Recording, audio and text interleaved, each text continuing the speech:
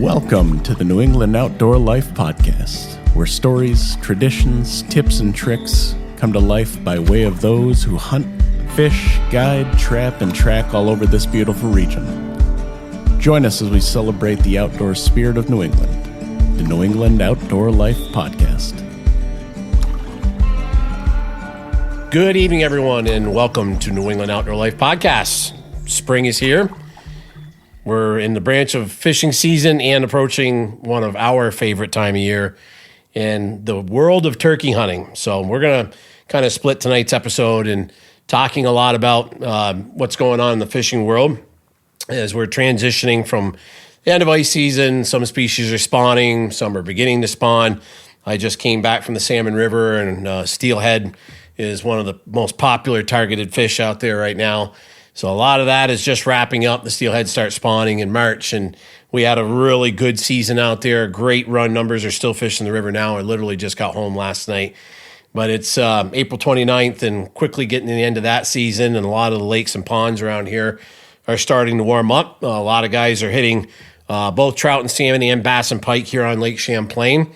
So that part is really starting to take off. Some phenomenal limit catches that I've seen of guys targeting Atlantic salmon on Lake Champlain, which is very encouraging. Those inner bays are starting to warm up, and I'm taking a few days off to catch up and do some turkey hunting, and going to be getting on my charter boat on Lake Champlain on May 5th. So it's getting to be that time of year we're transitioning over to local stuff. So, but in a lot of New England, we have youth weekends and a chance for kids to get out and have some time to target a bird before anybody else gets to pressure them. The hens aren't on the nest yet, and so gobblers are very eager. Everybody's out scouting right now.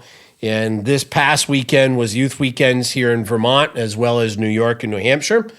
And I am happy to say tonight I have my brother Mark and his son Peyton. And Peyton, you had a great weekend, and you were lucky enough to shoot your first bird with me, 2 years ago now? Yeah.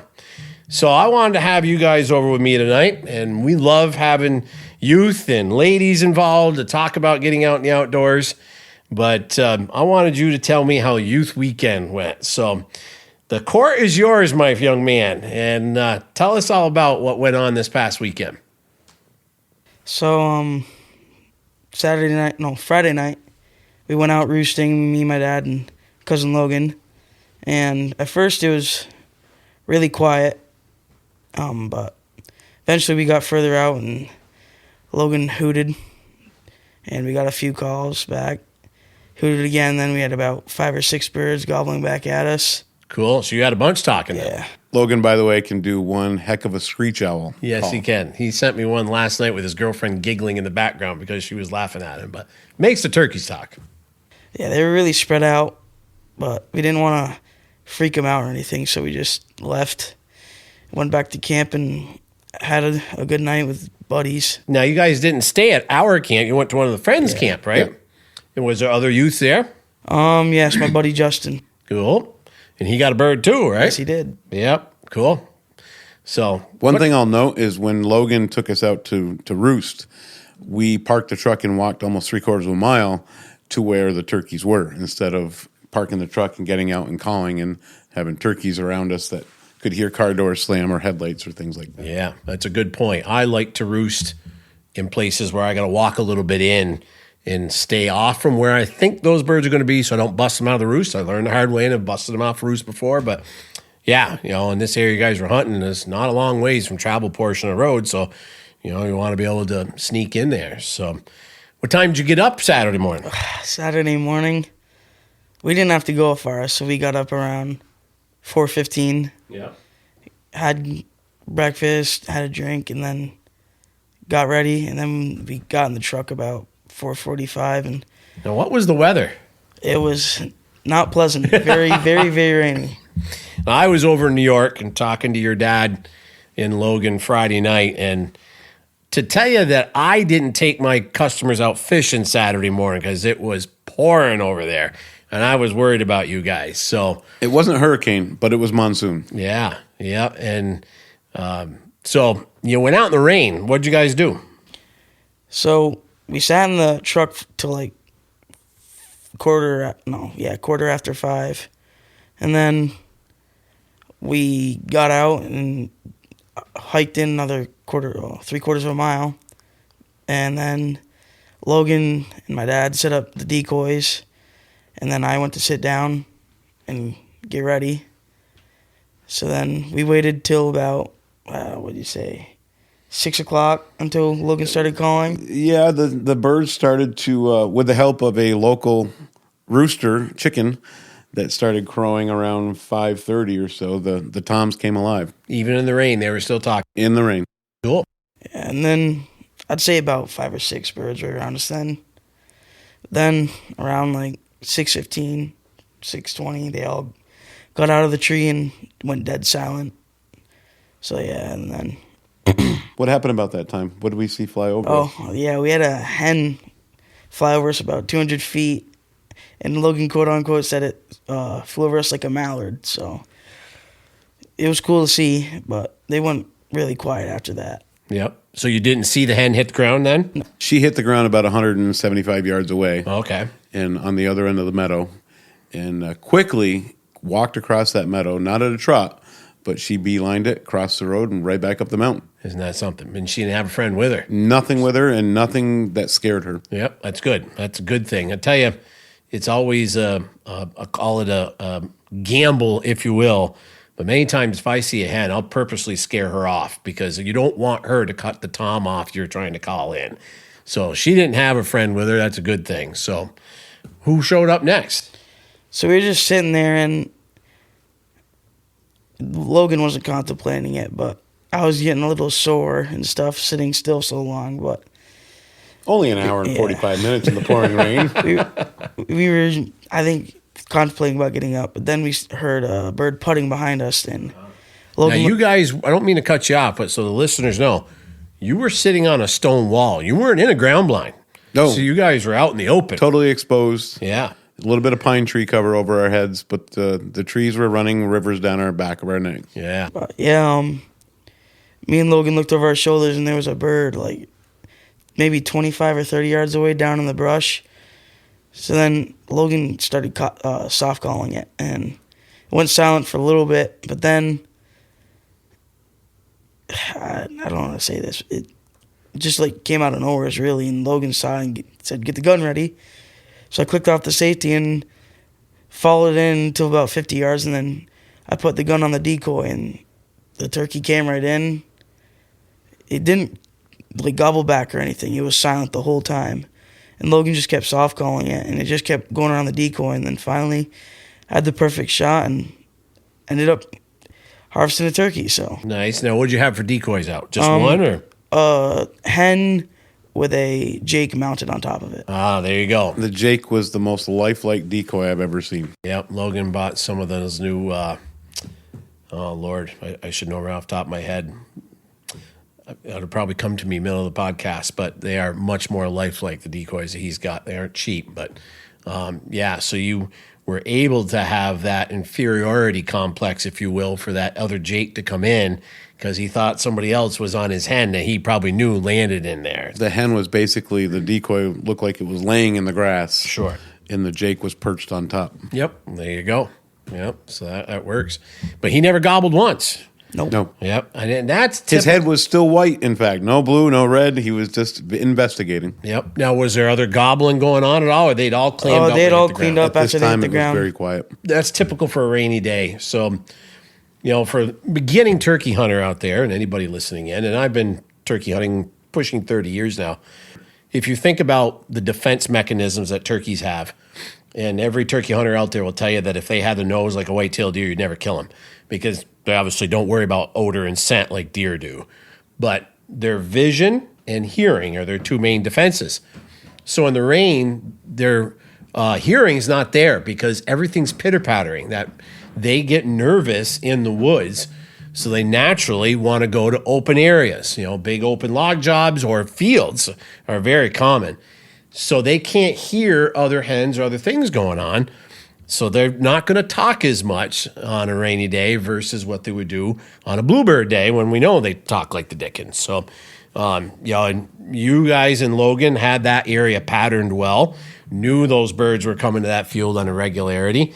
And on a rainy day, whether you just go sit on a field's edge or even better, set up a ground blind where you can go hang out and virtually you're almost like deer hunting, you know those birds are probably going to come there because their natural defense, they can see predators coming in a field where they can't see them as well in the woods. It's just kind of that simple thing. So Interesting you say that. This is the first time that Peyton and I have ever sat on the edge of a meadow, and it's a totally different style hunt than being out in the woods where you're wondering, is that bird going to come around a tree stump? Is it going to come around a rock? Does it see me? Can I get my gun up in time? With the meadow approach, you have a little bit different option to get ready for it. yeah, you got to be pretty much in position. And as you said, I won't lie, I have had very mixed results with decoys in my years of hunting. Sometimes they come right to them. Other times they get hesitant if they don't think it's moving right, and they give a putt or they stop coming and they go away. So keeping those decoys within gun range, you got to have them under 40 yards. And the other thing that is very tough with field hunting is judging range. In the woods, you generally got trees. You can say, okay, I know that bird's going to be inside of 50 yards or 40 yards.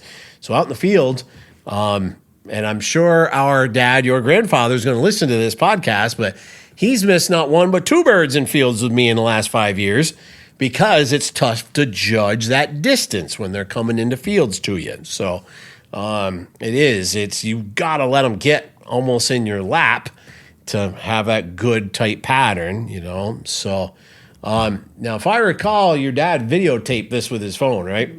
I got a video pretty quick after your shot, and I got it out in New York, and that was pretty cool to see. But that bird didn't twitch much after. You made a damn good shot on it. Yeah, you sure did. Yeah. I'm I think pretty that sure. was a new TSS load with the tungsten. And the pattern was very tight. No kidding. And, everything was close. And, yeah, it was a very good shot just where he wanted it, just under the beak of that bird, and the neck pretty well took the hit. Wicked. So you're shooting the TSS. Yeah. Now, is that you're 12 or you're 20? That was Logan's. Oh, gotcha. All right. I just bought a new choke tube for my shotgun. I patterned it literally Easter Sunday. I went to camp before we had dinner. And it's patterning much better than my old choke tube. But I haven't forked out the coin for TSS yet, and it's $75 a box. But 30 was bad enough. I bought Winchester Super X's, and they patterned very well at 40 yards. So better than my old one, so I'm tickled with that. But so then what? After that, we kind of celebrated a little. Yep. Everyone hugged and stuff. But then it was starting to rain pretty bad then, so we quickly got pictures done, and then we tagged it, hiked back to the truck, and then we headed down to our local store, Keith's, and had it weighed, had the beard measured, and measured the spurs. Yep. What did we see on the way to that store, though? Not far away from where you harvested the turkey. Oh, I don't remember. There was one meadow just to the north of it, and we looked down in that meadow, and Oh, yeah. There's 3 other Jakes in that meadow. No kidding. Yeah. Yep. I was going to say, I didn't know if the Tom was in the next field over, or was there other use down at the reporting station? Oh, no, I was the first one there. You were the first one. Congratulations. Very cool. So Justin got there after you? Yeah. Because I literally got the text from Tyler, I think like 10 minutes after you guys. It was very close. they literally shot these birds 10 minutes apart. There you go. They were further away from the reporting station, and Yep. they harvested theirs 10 minutes before us. Isn't that something? Yep. Yep. Wild. Now, I think one of Logan's buddies, Cole, got one of you too? Yeah, my buddy Garrett. Garrett was got out. one too? Yeah, and he got a 17-pound. Yep. Super Jake is what they're called. The Super Jake. Yep. Yep. And that one was close to noontime. They earned it. No kidding. Stayed out in that weather that long. Yep. Pretty sure he shot at like 45 yards. Yep. Yeah, I'll be honest. I had less than high hopes on Friday night when I saw the weather report for you guys. And for the amount of kids, and you and I were talking before we went on the air about the amount of kids that we saw shooting birds on a rotten weekend, really. And I'm happy to say it looks like our first 3 days of our season here is going to be gorgeous out, which I much prefer to have Bluebird Day and no wind. Friday could be windy, so birds don't like talking to wind. It's tough to get close to them. And so you got 2 harvests under your belt now, and getting that itch a little better. Yep. And you've been holding out for a buck during youth buck or deer season. So hopefully this year we're going to see that happen. Mm-hmm. I would love to see it, and this is Captain Matt's opinion. I know it'll waver out there, but love to see them move the youth season back to November where it used to be. And spent 7 years hunting with Logan and during November and gone with you guys, and there's no question there's a correlation to deer movement in November versus October when we're looking at feed patterns versus the rut going on. Pre-rut is where it's at, and these kids deserve to be able to hunt deer that are moving instead of laying down. Yep. Granted, the weather is great to be out in 50-degree weather for the kids to enjoy a sunny October weekend, but I firmly feel that we need to get back to pre-rut activities. 5 of the 6 years at Logan hunted youth, we saw bucks. And we weren't all monsters. We did shoot some good ones.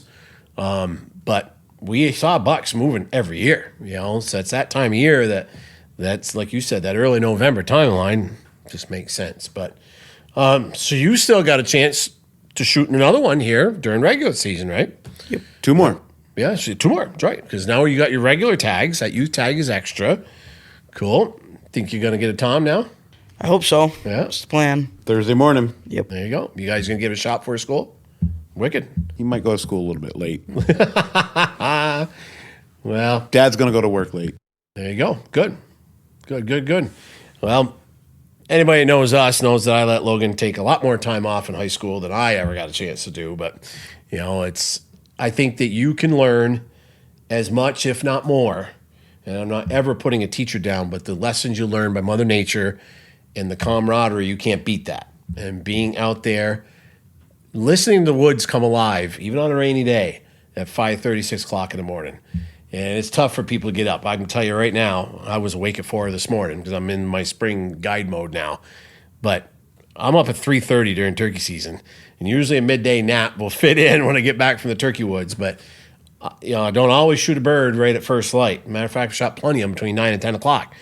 But I love being out there to listen to the woods come alive. There's nothing Crickets like change over to birds, and then the sun comes up, and Yep. things are pretty cool.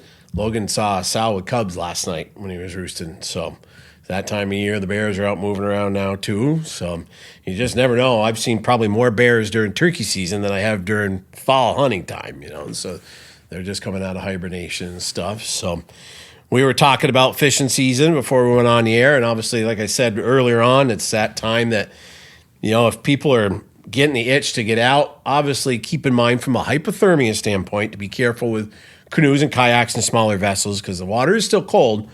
But Andy was telling us that just the local lake right here in Rutland County already had 55-degree water, and that's getting close to spawn time. These bass are going to start thinking about looking for beds, so we want to look for fish in shallow right now. Throwing jerk baits or slow rolling swim baits for bass is going to be real good. Largies and smallies. Any place that there's shallow water close to a structure or a creek inlet, brook inlet, that's going to have warmer water. That's where those fish are going to be. And shallow trolling for the trollers out there. That shallow is the game right now, no matter what lake you're on. We struggled with the brown trout in Lake Ontario, unlike last year where we clobbered them every day. Every day the wind blows out there, it mixes the water up. You need water stability for that warm water to stay in close to shore and turn those fish on. And we did not have that. I literally did 1 brown trout charter this year of the 20 days I was out there. I did everything else on the drift boat. And thank the good Lord, we had plenty of steelhead in the river and kept action going. And, of course, we don't have to worry about the weather. We had snow 2 different days. We had pouring rain one day. I had my winter clothes on one day with a wool hat and mittens and everything else because we had varying weather conditions. So, for the people looking to get out there, this is such an awesome time of year. And I can't say it enough. If you haven't had a chance to join a youth or to take a youth out hunting with the 3 different hunting seasons, spring turkey, fall deer, and fall waterfowl, such a great time. And can't replace those times, can you? These youth, this next generation, are not going to continue this sport if us adults don't continue to bring them out. That's an understatement. Yep. Memories that last a lifetime, whether it's camp or in the blind or at the reporting station. Yeah. Yep. It's what it's all about. It's, we all are going to our camp, this weekend. It's our spring rendezvous, if you will. And go to turkey camp, even though the camp has always been around deer season, but we've added more timeline. And again, that camaraderie, and it's a nice time of year, so we can sit out next to the campfire in the evenings and tell stories and talk about scouting. And it's all of that part of what we're losing every day. And, I can't encourage people enough to, if you got a youngster that is getting the itch to get outside, go to Walmart and pick up a fishing rod and a pack of worms and take them to a local pond or a local stream. And if somebody wants to get into hunting, go to your local sportsman's club and ask around. Even if you're a single mom and your son or daughter wants to get into hunting and you maybe not have that experience, to check around, and you'd be amazed the people that want to take kids and get them outside. And to me, it's one of my favorite times of year, So congratulations to you, young man. Thank you. Long beard's next. Mm-hmm. I think you'll do that. I got a sneaky suspicion. We've set a lot of long beards around this spring. Plenty of places that got them. So you just got to tell him not to have an itchy trigger finger and let you shoot a long beard now. It's all on him. Well, as we're getting towards the tail end, and we want to make a quick episode, we've got a lot of, again, more fishing-based stuff coming up. I'm working on a couple of different interviews, and Andy and I are going to have a lot of good stuff coming out in the near future about the New England Angler Challenge. Continue to work on sponsors that are going to be helping us out with that. I am happy to say for all of our listeners out there, and the more and more people that I run into, and I would say 80% of the folks I guided in the last month all said, hey, we're listening to your podcast and love the stuff going on. So get outside, get on the water, enjoy Mother Nature, and thanks so much for tuning in.